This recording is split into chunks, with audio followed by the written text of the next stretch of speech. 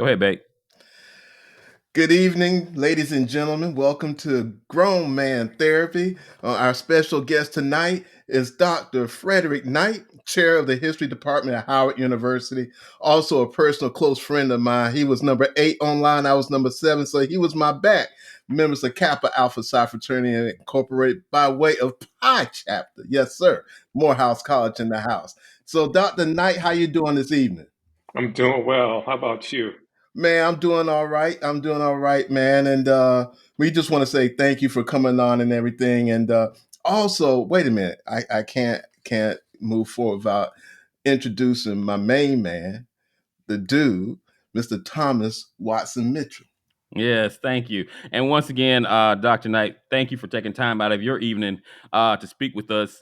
And Dr. Knight, if you would, for people who don't know you, people who are outside of that, the nomenclature of what you do, kind of introduce yourself and talk about your journey to where you are right now. Yeah, my name is again Fred Knight, and I'm a professor of history and chair of the history department here at Howard University. This is my first year at Howard. I spent 13 years at Morehouse in various roles, from associate professor to being department chair at Morehouse, and other roles. Before that, I taught at University of Memphis and Colorado State University, and during those times, both at those previous institutions at Morehouse, I was able to produce some work on different aspects of African American experience. My area of expertise is early African American history, history of the early modern diaspora. We can talk about what we mean by those terms. And so I'm here at Howard trying to educate the next generation of thought leaders from our undergraduates as well as our graduate students so that they can go out and provide leadership to a world that sorely needs it. Yes, most definitely. And I mean, great work. You're at one of my favorite HBCUs, Howard University. So that teaching those kids, I'm sure, has to be very rewarding. Now, something Devon missed when he was introducing you. You wrote 2 books, or is that have you written more than 2 books, or the two that I'm looking at right now? Yeah, I've written 2 books. The first book is titled Work in the Diaspora, The Impact of African Labor on the Anglo-American World, 1650 to 1850. That was published by New York University Press in 2010. It's an academic book. And then in February of last year, 2024, I published my second book, and it's titled Black Elders, and the subtitle is The Meaning of Age in American Slavery and Freedom, published by University of Pennsylvania Press. I'm going to talk about what content of those books are in a bit. Okay. Um, just kind of how did you like when you first, got to Morehouse, was your idea to become professor of history? Was that something you already had in your mind, or is it something that over time you realized you want to do this? Yeah, that's interesting. As a professor at Morehouse, interestingly enough, I had access to my transcript as a student. So I saw my transcript as a student, and I noticed that I declared an economics major when I entered into Morehouse. And so I entered as an econ major. I explored a number of different majors, political science and English were majors that I considered as well, but ultimately became a history major because I loved the debates that we're having in our history class. I just loved them. And in addition to that, a lot of our history majors at Morehouse were very much committed to questions related to social justice and social change. And so between the social justice aspect as well as the intellectual aspect of loving debates, loving books, I gravitated toward that. And then from there, I was recruited to go to some training programs to support students who are interested in going into college professoriate, and then went to graduate school, which is when I really took off in terms of my in-depth exploration of history. So, for Morehouse, that really provided the background and the platform for me to ascend. And then being at Morehouse, like many alumni will know, it just is a great space for students to have doors of opportunity open up to them. And certainly that was the case for me as I went on and was recruited by a prominent historian of African American history, Sterling Stuckey, the late Sterling Stuckey, Mm. who wanted me to work with him out at University of California, Riverside. And that's when my path in terms of the history of the American slavery, as well as history of the African diaspora, the history of the Atlantic world really took off studying under his tutelage because the time, he was one of the most prominent historians of American slavery, one of the few African American historians at the time whose research was focused on the history of slavery during his generation. He was one of a new generation of Black scholars who are entering into the profession and reshaping our thinking about the Black experience. So I was fortunate to work with him. Wow, that's dope. And one of the things that Fred is a very humble person. He was like one of the Phi Beta Kappas that we knew, at Morehouse College, walking around. So he's very, he's just totally dope, smart and all that. So I wish I could have been in class with him, so I could have looked over the test. My GPA might have been a little higher. You know what I'm saying? Right. Yes, indeed. Well, I So mean, you definitely, sound like, I mean, you've written 2 books, so you definitely know your stuff to write books. I can't even when Devonn first, brought you up. Of course, I went online and looked. I'm always amazed by people that can actually write a book, because I can't imagine being able to put that much information together and in one place and get it published, I guess is the best way I could put it. But moving forward, I do have a question that I didn't, we maybe didn't prep you on a little bit. Being a professor of history, how do you feel? Because right now, African American history is under siege. They're trying to me, in general, they're trying to erase it. Now, at our age, we grew up before African American history really became to the mainstream. I mean, in my family, I was taught African American history by my mom. I was taught African American history by my dad. Shoot, my dad was African American history. He grew up during the time periods that we talked about, not slavery, but the 60s. He was born in 1921, so he had a lot of history to tell me about. Now that they're once again looking like they're trying to take African American history out of the mainstream, what is your opinion on that? How do you feel that will affect future generations if that is to pass? Yeah, I think it boils down to what our philosophy of history is and why history matters. And so, one of the ways we can think about history is this our inheritance. It's a way for us to assess our inheritance. And, with our inheritance, there are assets and there are liabilities in our inheritance. And we're not always aware of the assets and the liabilities in our inheritance, but they're there, just like the walls that surround us. They were here before we got here, and we benefit from them, right? And there are some benefits that we get from the wall that surround us and the floor on which we stand and the pipes behind the wall. Some pipes are sound, some are leaky. But this is what we've inherited from our past. And so you think about that as a metaphor. That's the case with cities, towns, countries, and even the globe. And so this is what we've inherited individually as well as collectively. And so with that, there's a kind of accountability that goes along with that. And again, understanding the liabilities, thinking about who did what to whom, what were the systems of power that enabled the creation of the past and ultimately the present. And so that's one. Think about that. That is our individual collective inheritance. That's why there's it's such a fierce fight about it. Just think about a family that's where somebody has deceased and there's the family's estate, and those can be really bitter battles. mm, And so the similar kind of battle is happening about our collective understanding of who we have been and what we've inherited from that is at play right now. It's been at play for some time. It's been an ongoing struggle in the discipline of history. So that's number one. Number two, history in many ways is a dialogue between the past and the present, and we understand the past through the experience of the present. There's no way for us to escape that. Our understanding of the present can certainly be shaped by a accounting of and memory of the past, and the stories that we tell about the past are important. They're highly political, they're highly contested, and that's again what we see playing out. That's why we see different.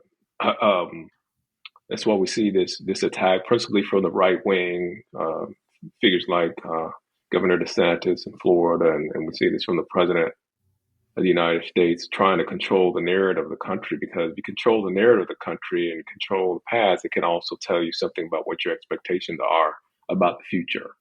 And so we think about the study of history is not just about the past, right? But it's also about the present and the future that can help us understand why it's such ideologically fraught, and really it can be the ground of such fierce contestation, right? The one thing that doesn't change, I think, and we have to make sure that we attend to, is that there are facts, right? There are facts that we should be able to agree on, and when we start to question that, that's when we really enter into some very dangerous kind of territory. When we lose a sense of facts or sense of truth, then it's almost like a bridge that begins to lose its integrity, and we know what can happen as a consequence of that.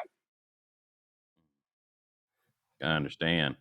Yeah. And what you're saying kind of rolls into what I wanted to talk to you about when I saw the books that you've written, because I love history. I've always loved history, mainly because I was good at remembering things, so I was always good in history class. It wasn't like math or English or anything like that. It was just something I could take my notes and just kind of regurgitate it back. But I always found it very interesting. And in your book, you discuss how Africans brought agricultural knowledge to the Americas. So kind of showing that, yeah, they went and got the slaves, but it's like they brought the slaves here and just put them to work.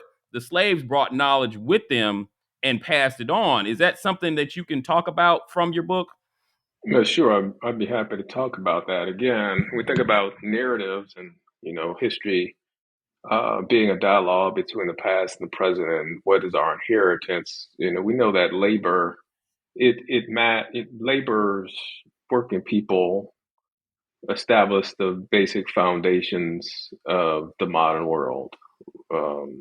Whether it's iron workers, steel workers in Pittsburgh, or people who are the workers who erected the Empire State Building, coal miners, right?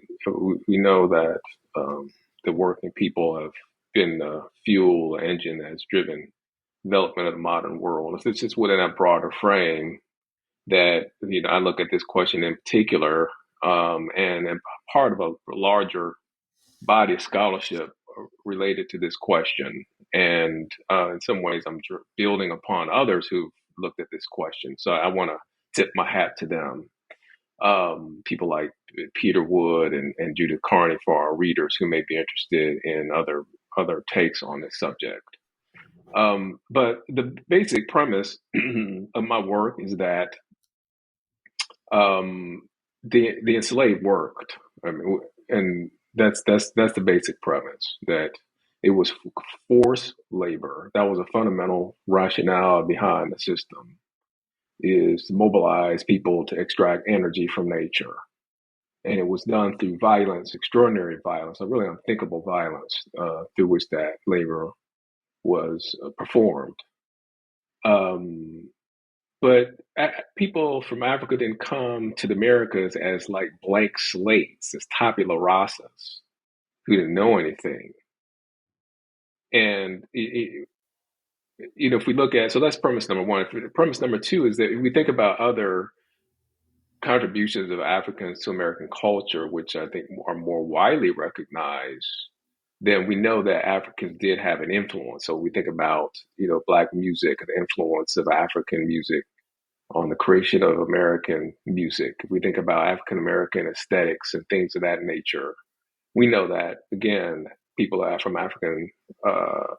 Africa would transmit those practices. We think about the Black religion, and particularly the role of like the preacher in the Black church. We know that's drawing upon certain practices. The great African American intellectual W.B. Du Bois talks about this in The Souls of Black Folks. So there were three principal contributions of Africa to American religion. That's the music, what he called, the Black music, the frenzy, that is the way that Black people really have an embodied experience of religious worship through religious dance and other kinds of kind of possession. and then the preacher. And so we know that African American spirituality has its grounds in Africa. So that's, if you think about these two things, work as well as these African influences, I then take those two basic premises and then apply that to understanding of African material practices and culture.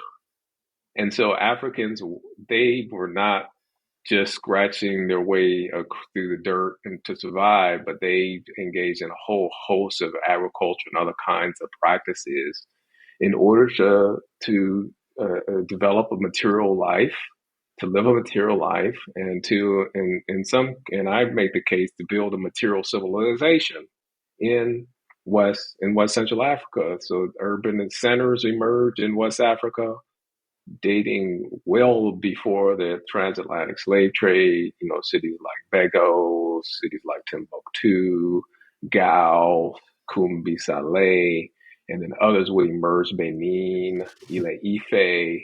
And so you can't have that without an agricultural base. You can't have that without woodworkers. You can't have that without people, who metal workers. You can't have that without potter. You can't have that without commerce, trade, gold miners. You can't have that without people who are making textiles. And so people are coming out of those worlds, and I spell that out really in the first 5 chapters of the book.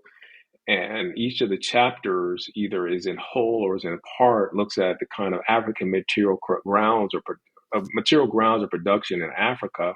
And then what I do is trace examples of that, people carrying those and reproducing those practices in the British Caribbean islands, Jamaica and Barbados, for the most part. Barbados more so than, Jamaica and Barbados, South Carolina, Virginia on the North American mainland. And so there are very clear one-to-one matches, very clear identification of certain crops that came from Africa. And these were talked about by contemporaries. They said, we know that rice can grow here because the Africans told us. This is one colonial governor of Virginia mentioned that. There were, in the 18th century, natural scientists saying this crop, yams, coming from Africa. These crops were on slave ships to feed the enslaved as they were being transported across the Atlantic. And so what I try to do is very detailed, try to be very precise in identifying the practices in Africa and the eyewitnesses that report those connections, and making inferences of parallel examples between Africa and the United States to make this broader argument about the contributions of Africans to the American economic scene, that goes beyond just generalizations, right? And so that's what that first book, Work on the Diaspora, is about. And it's been fairly well received by the profession, and allowed me to make a contribution to this broader set of discussions. And since that book has come out, there have been subsequent research done by other scholars on, like, for example, cattle raising, not only in North America, but in Latin America. And then there was a recent article that has come out by a British scholar who's shown that African or African descended metal workers in Jamaica developed the technology that became the basis of what I think is called the quart method, which is essentially the technology for steel production.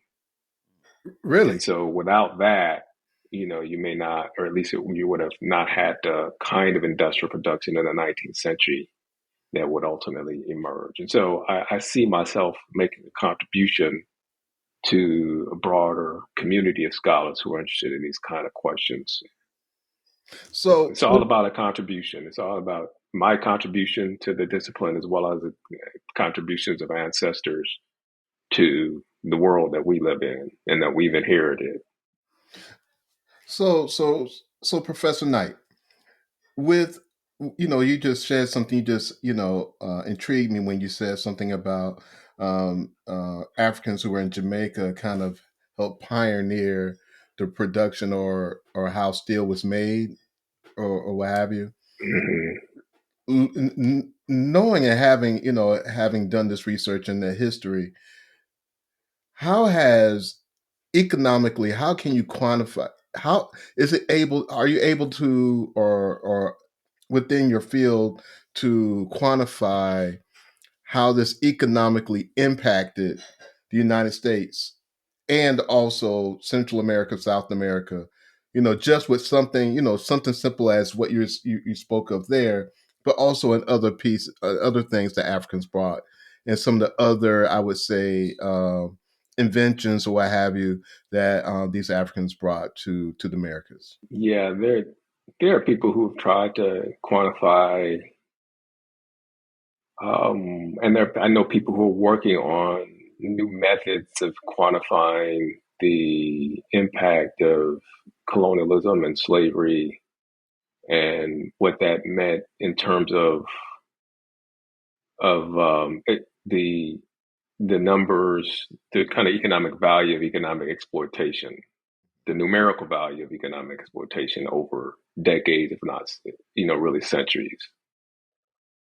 Um, that wasn't my approach, but I know people who have, and there's one book that has been published by economic scholar William Darity. His book called "From Here to Equality," and William Darity is one of the prominent economists who has made the case for reparations, and so he's very controversial. He can be controversial figure because it's a controversial topic. You think about the whole debate about African American studies curriculum in Florida, and one of the objections of Governor DeSantis was that reparations is one of the questions that that the people who develop the curriculum want to have consider.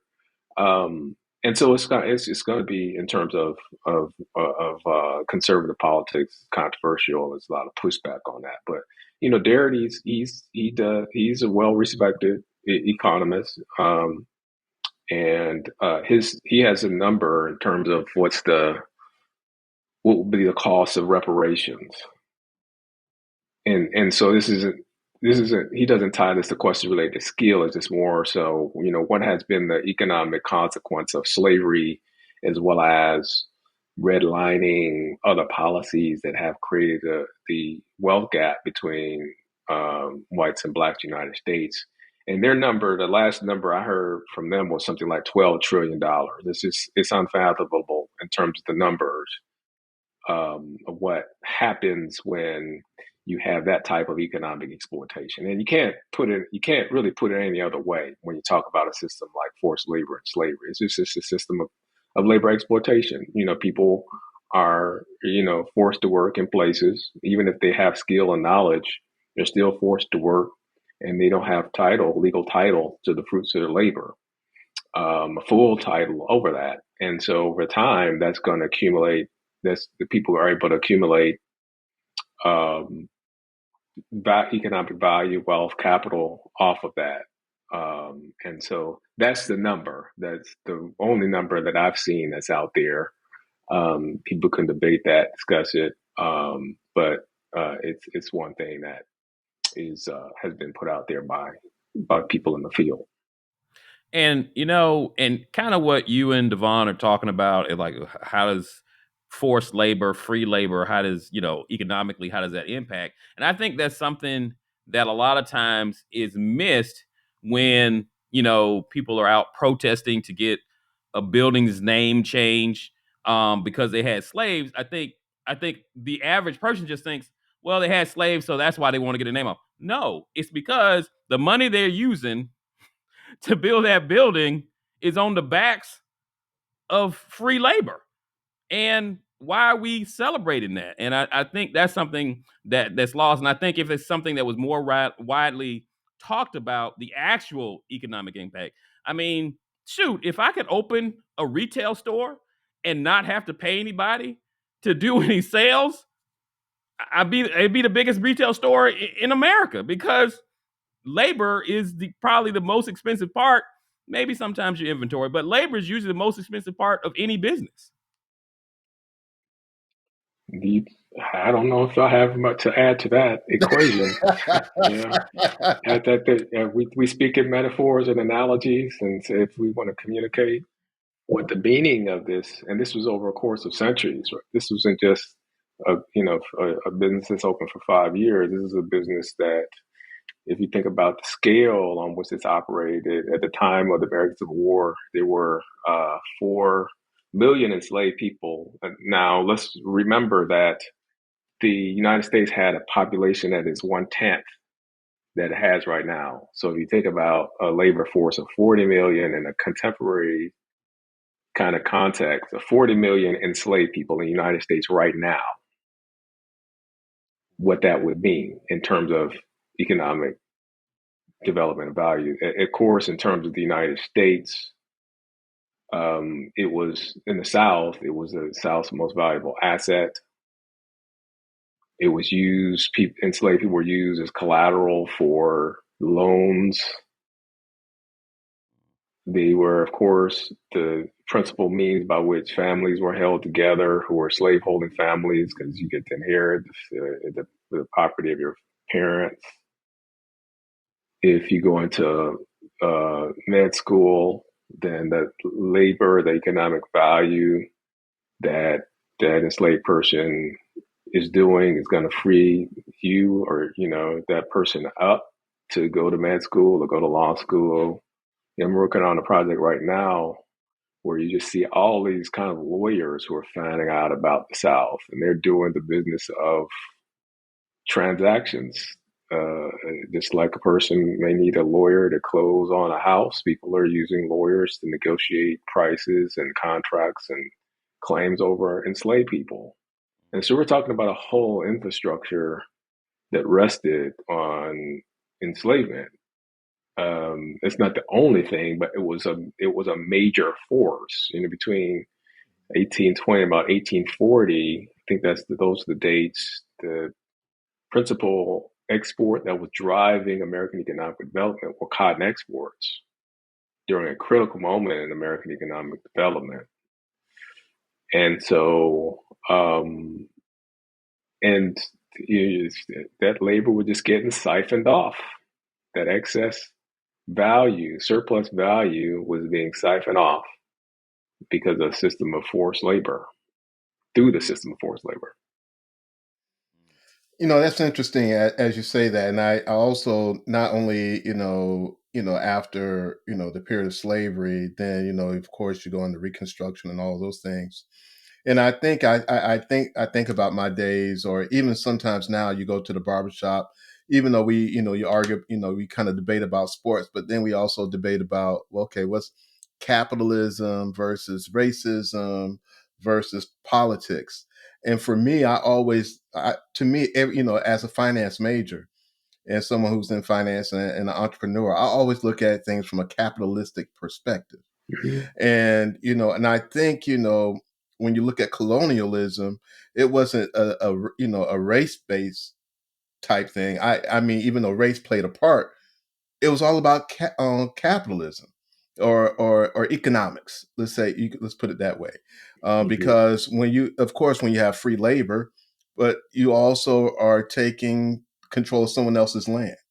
You're also, so you're not only are you're getting the free labor, you're in control of that land, which is also has great value, and also not only the land but what's underneath the land, and having all the value there. So now it's like you're almost, it's you're how would I say, you're false multiplying, the benefits, the economic benefits of this free labor and the land that you're also possessing via through colonialization.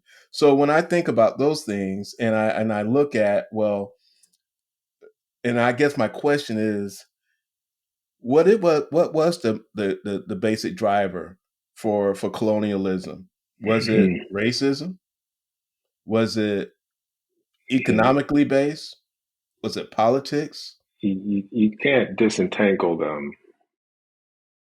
You can't. You can't. If you because you can't, let's say, okay, so let's just take an example and then see if we can extrapolate from that. Um, if we think about, forced labor system, you can have a forced labor system in medieval Europe, serfs, Mhm. okay? And then, serf is going to have a label and they're going to be identified in a particular way because of their class position, name, lineage, probably family lineage is going to be the main way that you could identify like a serf. And so the economics is tied up with their lineage. All right, Would you hold agree on. with that? Would you Hold agree on. with that? I agree with that, but let's back up for some people who might understand what is a serf, and it's Okay, a spelled serf S is SERF. it's spelled SERF as serf. And so during the medieval period, even into the 19th century, you had people who were landless or they did not own land. They were land, major land owners, lords of the land who controlled land and they passed on control of the land through the families. Medieval, princes, knights, and others were titled, and then there were those who did not possess the land. They maybe had some might think of as either right or privilege to use the land, and understanding that they could use the land, and they could work the land and they could sell what they grazed on the land, but they didn't own the land, and they could not own the land because the land was controlled by the elite families of Europe. And so there was a lineage, right? So there's a lineage of people who were landowners, and then there were a lineage of people who were landless in Europe. And so we see that there's not just like pure economic structure systems and pure markets, but we see an economic system that's operating through family. And so if we think about that as a logic, then you can also see how economic system can operate through racial divisions. And certain people, based on their racial category, have certain privileges or certain rights, and then people who are a part of different racial categories don't have certain economic privileges and rights.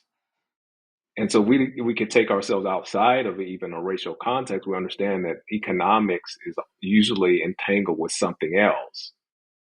With man, for example, can control property and women can't in certain historical contexts. And so same thing with race.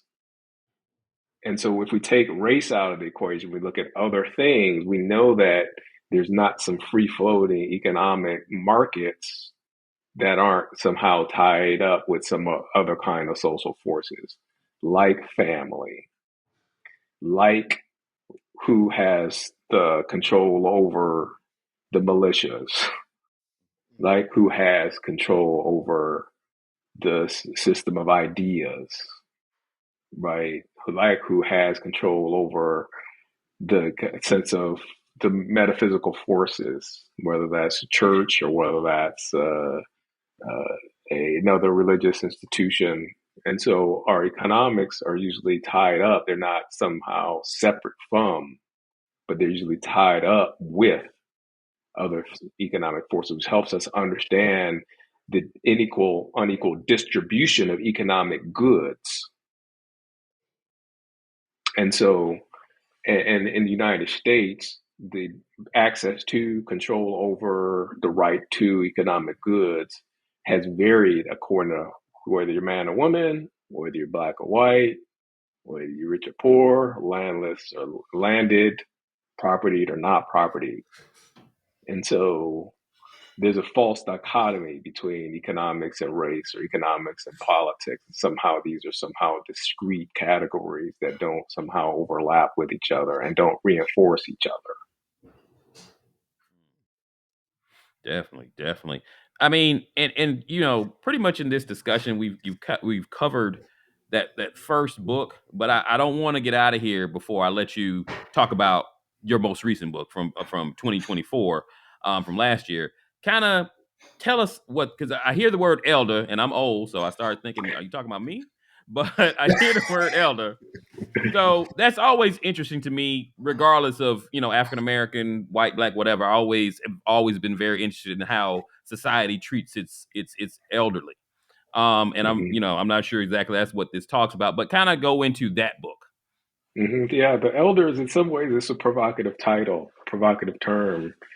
And it's something I actually wrestled with the editor with whom I worked in coming up with a title, and went back and forth, and we landed on this one. It does have, it has a certain, like, what do you want to call it, like a baggage, Mhm. good or bad. Mm-hmm. We all kind of have a sense of what an elder is. And so, and ultimately, the reason why I titled the book "Black Elders" is that's where the story started. I was interested in a story. I was interested in the experience of African descended people in the United States in old age and what their relationship was with young people. And there had been people who had studied that, but I thought there was be an opportunity for me to make an original contribution to that. And the idea of the elder is really scattered throughout the historical record, from Africa, the role of elders in Africa, ritual leaders, political leaders, people to whom you have to pay tribute, literal tribute in some cases. Other times it's more of a kind of a symbolic tribute that if you want to get anything done, you had to make sure you first get the assent of the elders. It's something that I witnessed. I haven't talked about this, but I spent a year at the University of Ghana working on my dissertation. And then first book, Work in the Diaspora, what I witnessed in Ghana helped me to think about this question about eldership as well. I remember going to fellow students, going to their homes, their towns, and one of the things that they would do was introduce me to the elders. I went back to Ghana in 2005 and was engaging with some archaeologists who were interested in doing an archaeological dig in a region, what's called the Brong-Ahafo region in Ghana. And one of the things they had to do in order to continue that work was to meet with a kind of like a village, with a town council, Mhm. and the principal figure who was seated at the perch of this communal setting was this black elder man whose principal posture was listening. And he had somebody who was kind of an interlocutor helping to interpret things for him, but it was mainly listening, and then presumably he would contemplate what the proper appropriate action would be. And then that resonates in the slave quarters of the United States and in the towns of the United States of, cities like, and everywhere from the deep South states of Georgia and Virginia, that's the southern states of Georgia, Virginia, to the cities, to the city of Philadelphia, where you continue to see this role of the elder, like the elder in the African Methodist Episcopal Church becomes a character. So I play with this elder concept as a somewhat an ambiguous one. Who the elder is depends on context. What role they play will depend on context. How much authority and power they're able to exercise depends on context. Um, and then also, I think eldership allows us to understand the other forces that shape African American people's lives, right? So, in other words, you can understand the role of class because of how people end up in old age. And elder poverty is a different type of poverty than poverty among young people. It's as bad as both of those are. There's a different kind of isolation or different kind of social position that black poor black elders experience. We saw this during the pandemic, for example. And this is a book that's about the past, right? We think about the pandemic, how so many of our elders were isolated during the pandemic. They had, because of the vulnerability, had to social distance more. They were shut in a bit more. They weren't working in supermarkets doing shopping for people who are doing online purchases. That's what the young working class black folks did. Older black folks were more shut in. And so what age allows us to do is understand the different social positions people are in and the relationships between people across those divides. And so I look at those kind of issues in a context of the 18th, but principally the 19th century. They mattered. They were significant. I start off the book by talking about the meeting, the fateful meeting that happened right toward the end of the Civil War between the Union Army General William Tecumseh Sherman and a group of black leaders in Savannah, Georgia, which the result of which was the idea of 40 acres and a mule, right? And so at the end of the Civil War, Sherman made his way through Atlanta, ended up in Savannah. He met with black leaders there. And one of the leaders, Garrison Fraser, was 67 years old. There were other black people, mainly in their 50s and 60s. And they were the ones who kind of pushed them on that idea. And so the elders, were the representatives. They were the representatives of the community.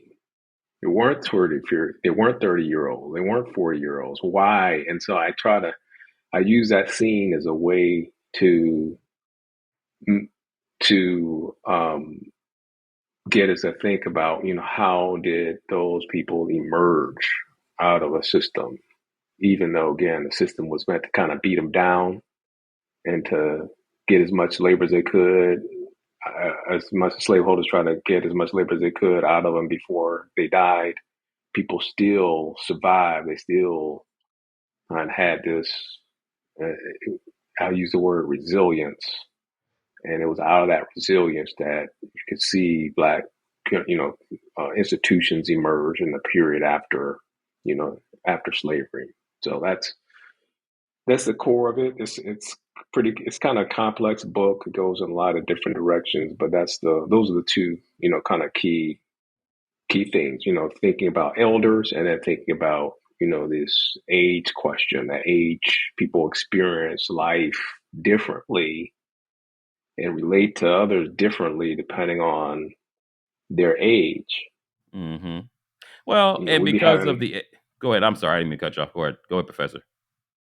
and I think that could be a way for us to, again, realizing that was a different period and those are different people, for us to think about ourselves in a bit as well. So that's also one of the purposes of the book. And I mean, I agree because just like you just said, the older, I'm sure, and I say this to young people all the time. So, do you think the same way you did at 15, even though you're only 25? And they go, no. So, what do you think's going to happen from 25 to 35? I mean, you as you get these experiences, your mindset's going to change. But I also try not to, because I work with a lot of young people. I'm a claim specialist, just boring job. But I work with a lot of young people. I'm the elder, I'm one of the elders in my section, and I when I'm talking to these younger people, and yeah, most of them are closer to 30, but still, and I'm talking to them, I try to give them a little wisdom, but also I want them to learn, because that's the only way I got my wisdom is through mistakes and learning, regardless of the things my dad kept trying to tell me. I had to figure it out on my own, and I try to do the same thing with them.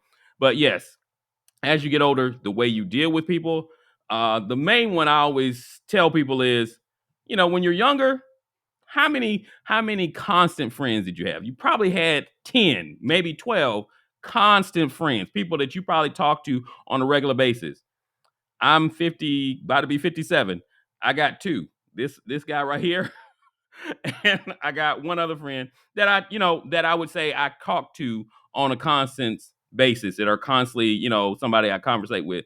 Most of my other friends, of course, everybody has their own life and kind of keep moving on, but just over time, my experiences have changed the way I look at the world and how I think I reflect, how the world looks at me, I guess is another way to put it too.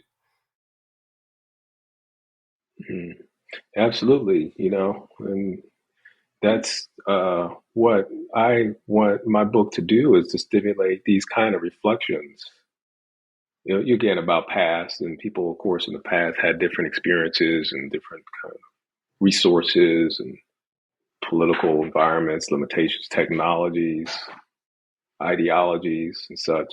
But the fact that you're reflecting on this and this topic resonates is exactly what my book is intending to evoke.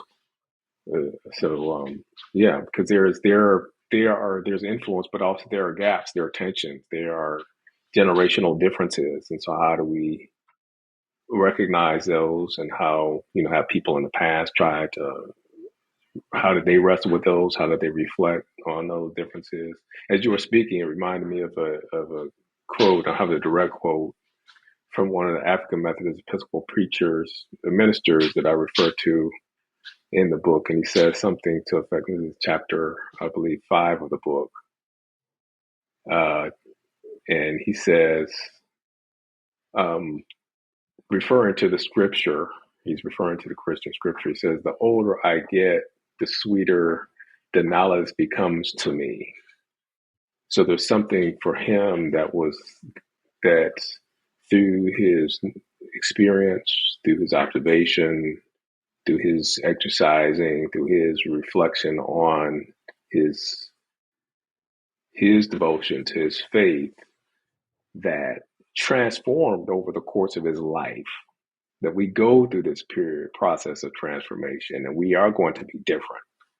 Be some similarities, we're going to be different in our perspective and the kind of values to which we adhere as we go through this journey called life. Another thing that you was evocative of when you were speaking, and I do hope you can keep those friendships tight, those two, is that longevity study that was done among Harvard graduates, and I can't recall the name of the study, but it's a study of students, male students at Harvard, and what they discovered was that the students who lived the longest and most rich lives were ones who had the closest social connections and friendships.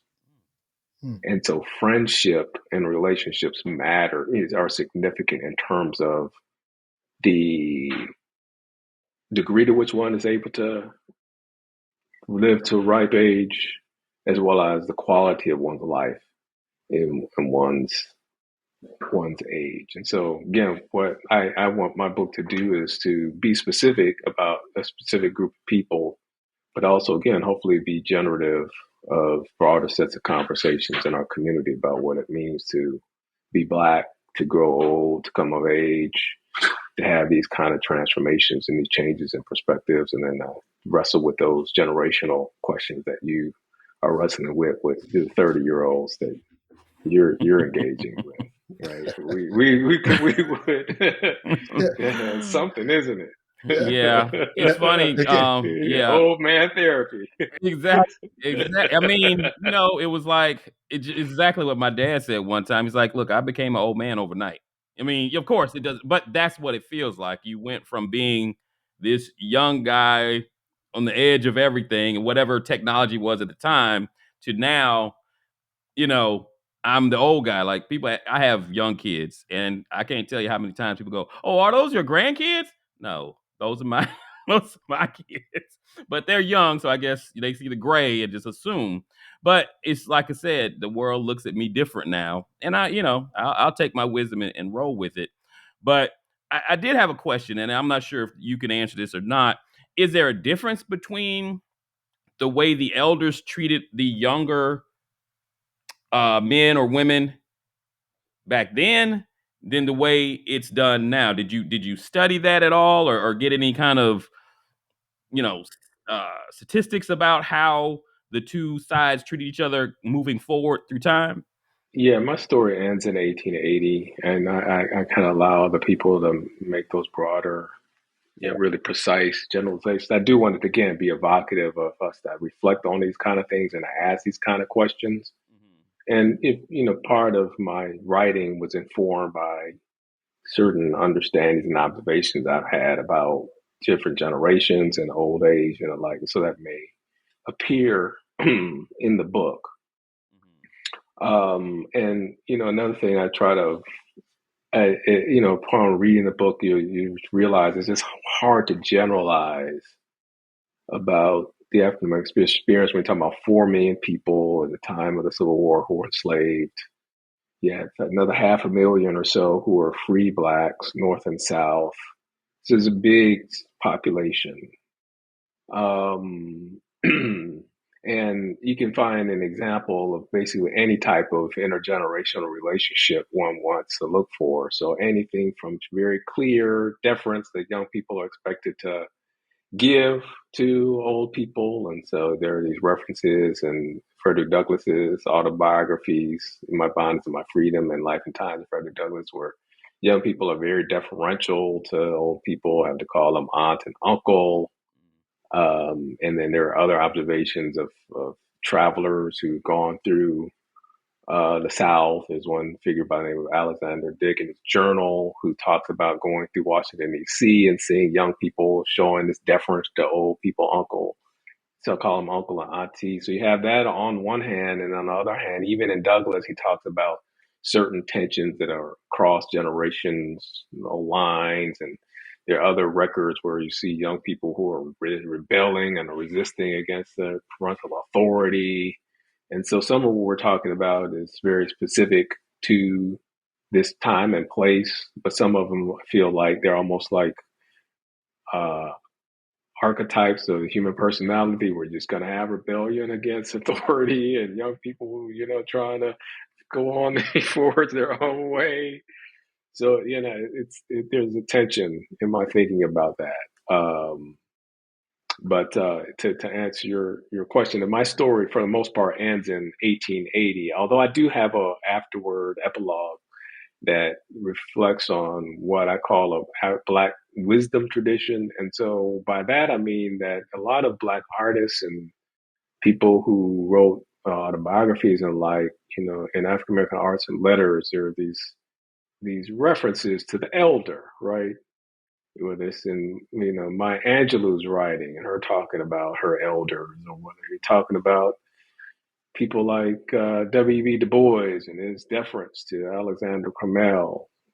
You see this ongoing reference to the elder, but I kind of leave that as an epilogue to invite others to explore this question about continuities and differences, to for them to explore that in the kind of depth that would deserve. So I gesture toward it, but I don't go to it in depth. Go ahead. Yeah. So again, we're speaking with Dr. Fredrick Knight, Chair of History Department at Howard University, and we're also discussing one of his books, "Black Elders: The Meaning of Age in American Slavery and Freedom."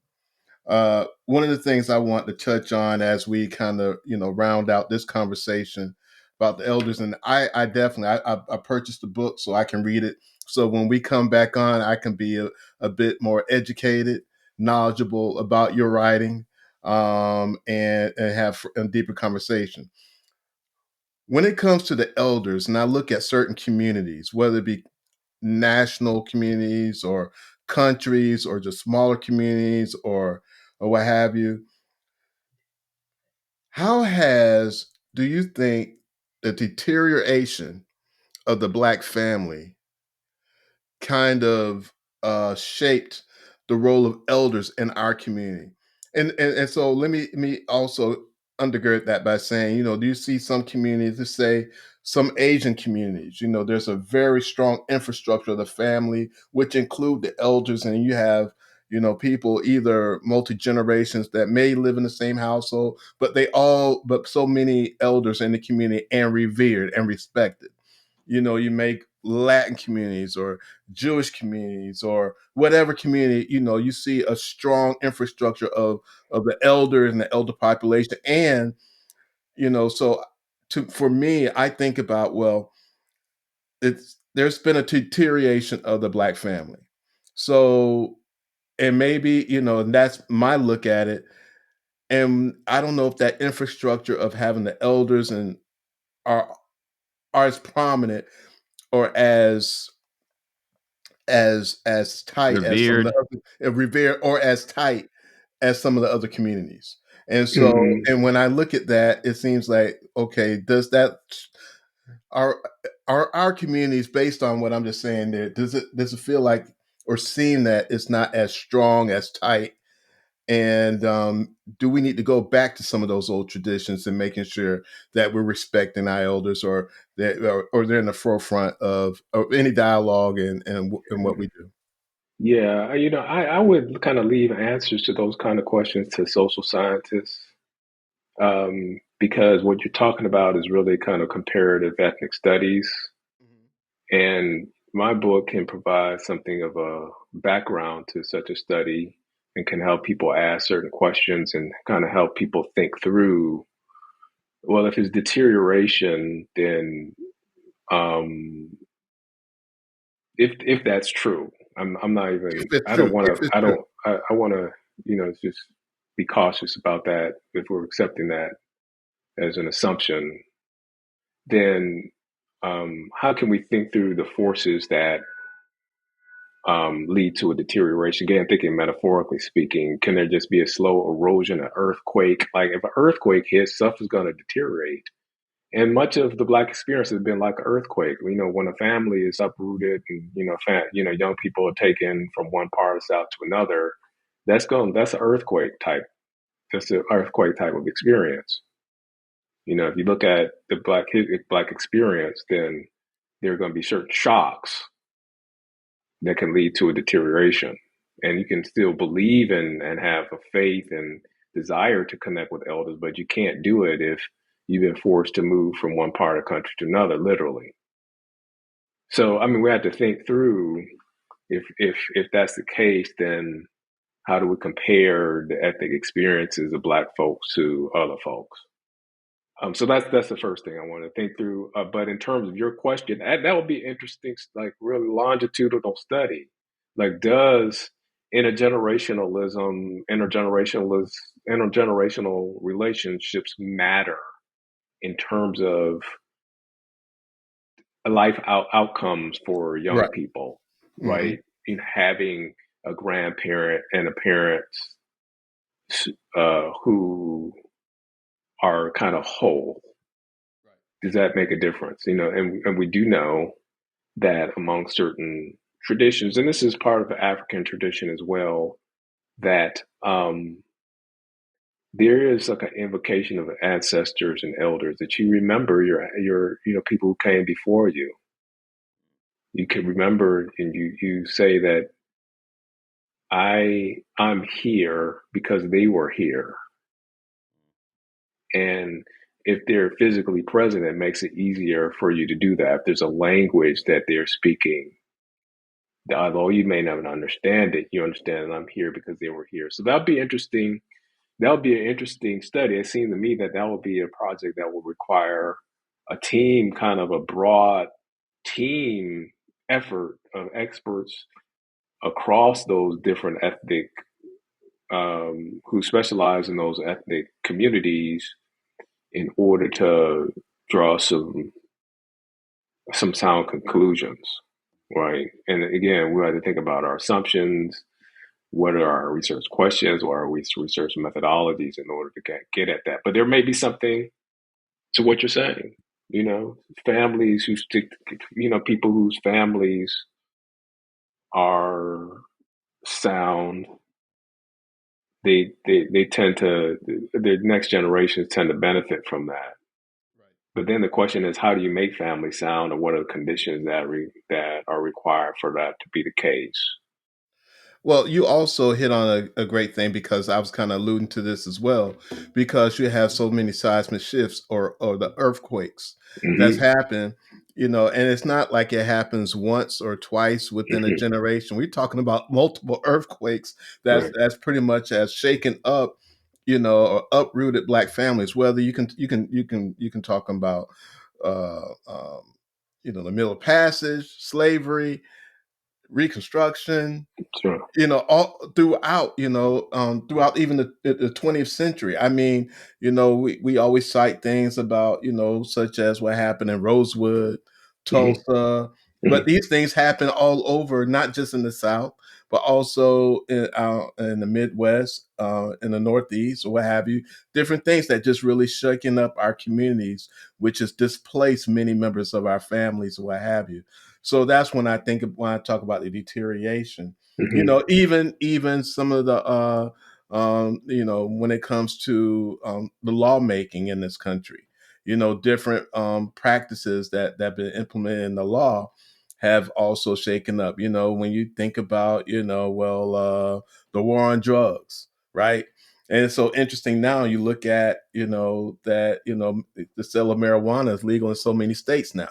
Whereas, if you could have a nickel bag or something, you could be locked up for years. Those things have impacted our communities. And, Mm-hmm. and one of the things I was also thinking of, and Lerone Bennett Jr. in his book Challenge of Blackness, I remember him saying, he talks about or says that why, after we've washed all these floors, have cleaned all these houses, ironed all these clothes, and cleaned out all the spittoons, to give you, and he's speaking as an elder, to give you a better opportunity, that you turn around and go work for someone else.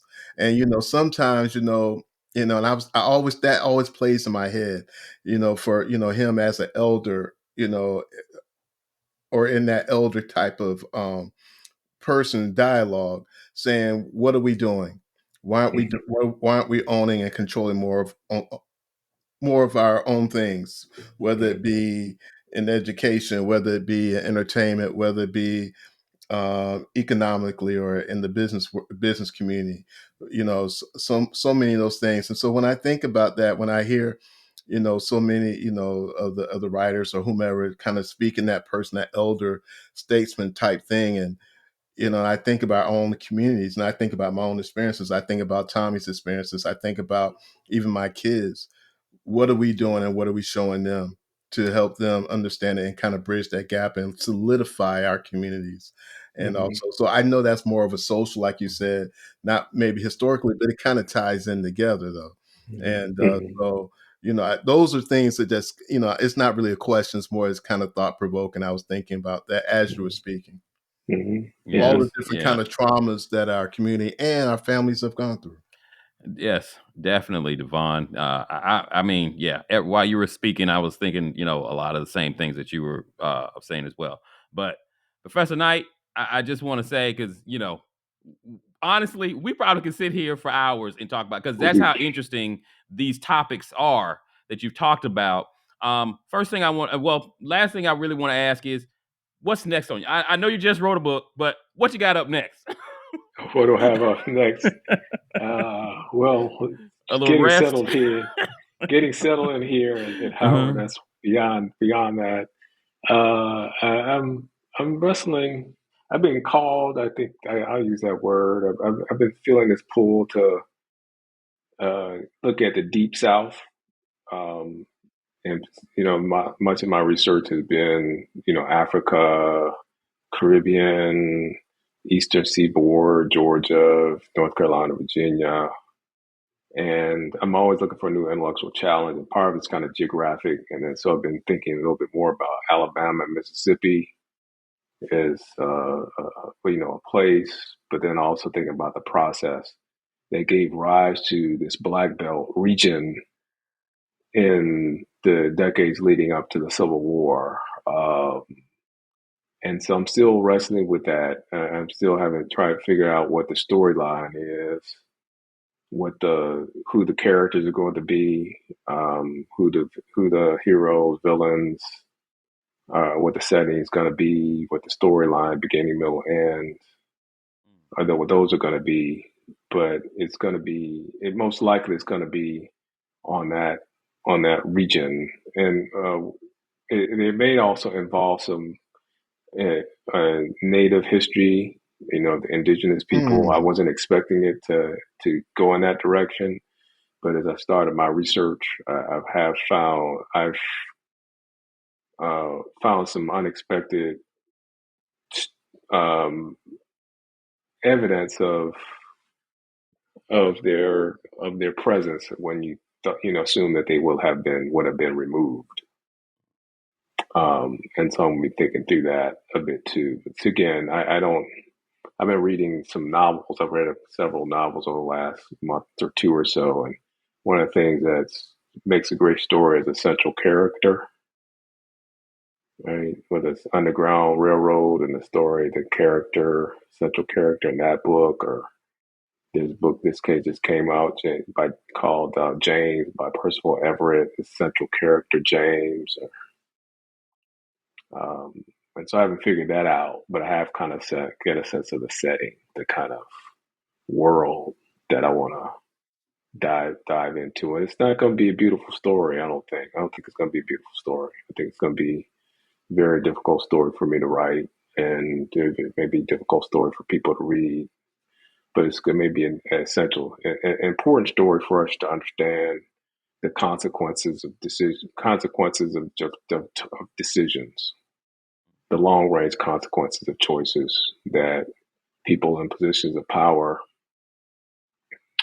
that they have on others, um, and that can help us really continue with this reckoning that we need to have as a country. Again, about our assets as well as our liabilities. Oh, wait a minute. That's breaking news. So we heard it here first. Dr. Knight's writing a novel. We're gonna get we gonna holler at some people to make sure we can get this thing. This might be like a series on TV or something on Netflix, something like that. Oh my Hey. man. All right. That's a little No, it's period not. piece going on. I, You I may know, have made, I may not have hey. spoken clearly. I've been using novels as inspiration. Got a I'm not novel. sure I have a novel in me, but I'm gonna be. I'm gonna stay in my lane I for got you. now. I got you. Well, your lane is great. The whole point of this segment of Old Man Therapy is education. And you definitely have educated me this evening. I don't know. You and Devon went to Morehouse. He might already known all this. I don't know. But No, you definitely educated me this evening. And I just want. I'm sure there are many people in the audience that you've educated. And I just want to reiterate the books. The first one written in published in 2010, Working the Diaspora: The Impact of African American Labor on the Anglo-American World, 1650 to 1850, and your most recent book, Black Elders: The Meaning of Age in American Slavery and Freedom, published in 2024. I look forward to your next one. But if somebody does want to get a hold of your newest book or the one from 2010, how can they do that? Where can you, they you can get them on Amazon. My most recent book can also be purchased uh, through the University of Pennsylvania's website. The first book is now also available open access, so you don't have to pay to read it. It should be available there, free for anybody who has an internet connection. There you go. That should be everybody at this point, hopefully. Well, at least everybody probably listening to this. Next thing, if somebody is more interested or maybe interested in connecting with you directly, is there a way or I don't know if you have a social media thing you would want to talk about, or an email if somebody actually wants to reach out to you directly? More Howard's website. You can reach me there, as well as I'm on LinkedIn. That's the extent of my social media outreach and You know what? engagement. I need to bring mine down to you. That's what mine needs to be right now. But I got to stay on Facebook just so I can tell everybody happy birthday, basically. But that's basically what I use it for nowadays. But hey, once again, Professor, thank you. You have definitely educated us this evening. Thank you for having me. Y'all have a good evening. All right. Thanks, Doc. Mhm.